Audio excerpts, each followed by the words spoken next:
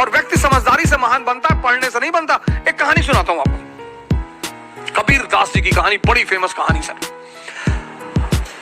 बनारस के एक बहुत बड़े विद्वान थे पंडित देवदत्त। शास्त्रार्थ किया, पूरे भारत के विद्वानों को हरा कर लौट कर आए पंडित देवदत्त। तो जब लौट कर आए तो उन्होंने अपनी मां से कहा कि देखो प्रॉपर आईएएस फर्स्ट रैंक।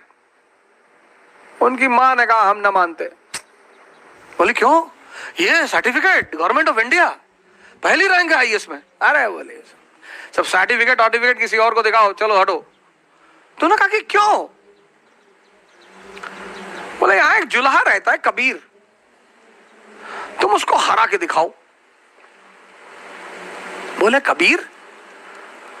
हाँ, बोले जुल्हा रहता है वहीं आगे कहीं सड़क के उस पार रहता है कबीर, तो उसको हरा के दिखाओ। अरे बोले जुल्हा अभी हरा के आते हैं। गए कबीर के, अहंकार, हम ये हैं हम वो हैं। तो पंडित जी पहुंचे कबीर के घर, लगे दरवाजा नॉक करने।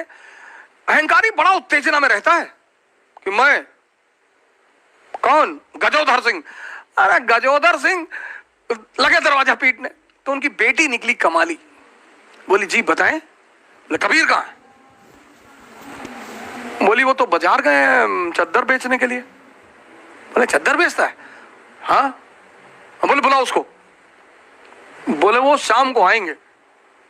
अरे बोले शाम को नहीं, मैं इतना टाइम नहीं मेरा, बुलाओ। बोलो पंडित देवदत्त आए।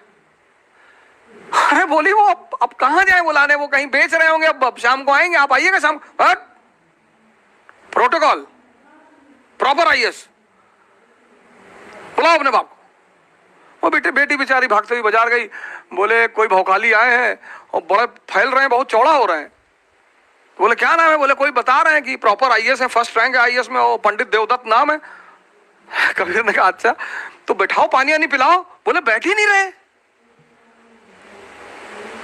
और पानी पीना तो दूर, आग उगल रहे हैं, वो एकदम मशीन गन बने हुए हैं। कबीर ने कहा अच्छा चलो। तो कबीर आए, पंडित जी मिले। उन्होंने पंडित जी को प्रणाम किया कि पंडित जी नमस्कार, शिष्टाचार है। हाँ हाँ हाँ हाँ ठीक है। तुम्हारा नाम कबीर है? बोले जी। हाँ। बोले हम तुमसे शास्त्रार्थ करने आए हैं। बोले हमसे? हाँ। बोले मैं फर्स्ट रैंक है मेरा आईएएस में, मेरा नाम सो एंड सो है और ये मेरी अपॉइंटमेंट लेटर है। अरे बोले आप इतने महान आदमी और आपको इतना कॉमन सेंस नहीं पैदा हुआ कि हमारे पास शिक्षा का अधिकार ही नहीं है, हम तो नीच जात के आदमी, जुल्हा, हम तो पढ़े ही नहीं, अनपढ़ से कैसे शास्त्रकार करोगे सरकार? बुद्धि मर गई आपकी। तो देवदत्त को लगा कि हाँ यार बात तो सही कह रहा है, ये तो पढ़ा लिखा है ही नहीं, इससे मैं बहस कैसे करूंगा। तो देवदत्त ने कहा तो तुम हारी मानते हो? बोले सरकार हम तो पहले से हारे हैं। देवदत्त लौट के आया, बोला यार किसके यहां भेज दी थी मरा हुआ आदमी? हम जाके बताया हम गजोधर सिंह। लगा कांपने ऐसे ऐसे करके, और पैर पकड़ लिया, रोने लगा, कहा भैया माफ कर दो। उसकी मां ने कहा मैं ना मानती, लिखा के लाओ। ऐसे तो ना मैं मानूंगी, लिखा के लाओ। लिखा के फिर आए पंडित जी, बोले लिख के दो। बोले पंडित जी आप कुछ प्रॉब्लम है आपको, जब मैं पढ़ा नहीं तो लिखूंगा कैसे? फिर इनको बड़ी बेइज्जती महसूस हुई कि हाँ यार पढ़ा तो है नहीं। तो पंडित उन्होंने कहा आप लिख लो जो आपको लिखना हो।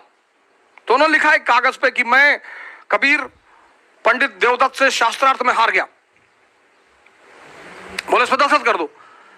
अरे बोले भैया दस्तखत ना हो पाए, अंगूठा लगा देते हैं। बोले हाँ लगाओ लगाओ, जो भी लगा लगाओ, अंगूठा लगाओ। तो लगा के अंगूठा वो लेकर आए और कागज दिया अपनी मां को, ये देखो अब मानती हो? तो मां ने कागज पढ़ा तो उसमें लिखा था कि मैं पंडित देवदत्त कबीर से शास्त्रार्थ में हार गया। तो मां हंसने लगी, बोली मुझे तो पता था कि तू हार जाएगा। पंडित जी बड़े सख्ते में आ गए, बोले अरे तो प्रिंटिंग मिस्टेक हो गया। फिर भाग के आए। तो कबीर ने कहा यार एक काम करो, 10-12 पेज में लिख लो, हम सब में अंगूठा लगा दे, बार बार आके परेशान ना करो, उनको चद्दर बेचने होता, खाने का टाइम है यार। तो पंडित जी 2-4 कागज में लिख लिया कि हम लिख के अंगूठा लगवा लिए। तो जितने कागज में लिखे ला के अपनी मां को दिए कि साहब ये है। उन हर कागज में लिखा हुआ था मैं पंडित देवदत्त कबीर से शास्त्रार्थ में हार गया। मामला बड़ा गंभीर हो गया, राजा के पास पहुंचा। सुल्तान, दिल्ली सुल्तान के पास मसला पहुंचा कि देवदत्त ने कहा कि पंडित सरकार ये तो बड़ा जो है बेईमान आदमी है, ये कुछ तंत्र विद्या जानता है सरकार। मैं लिखता कुछ हूं, लिख कुछ और जाता है। कहे मेरे सामने लिखो।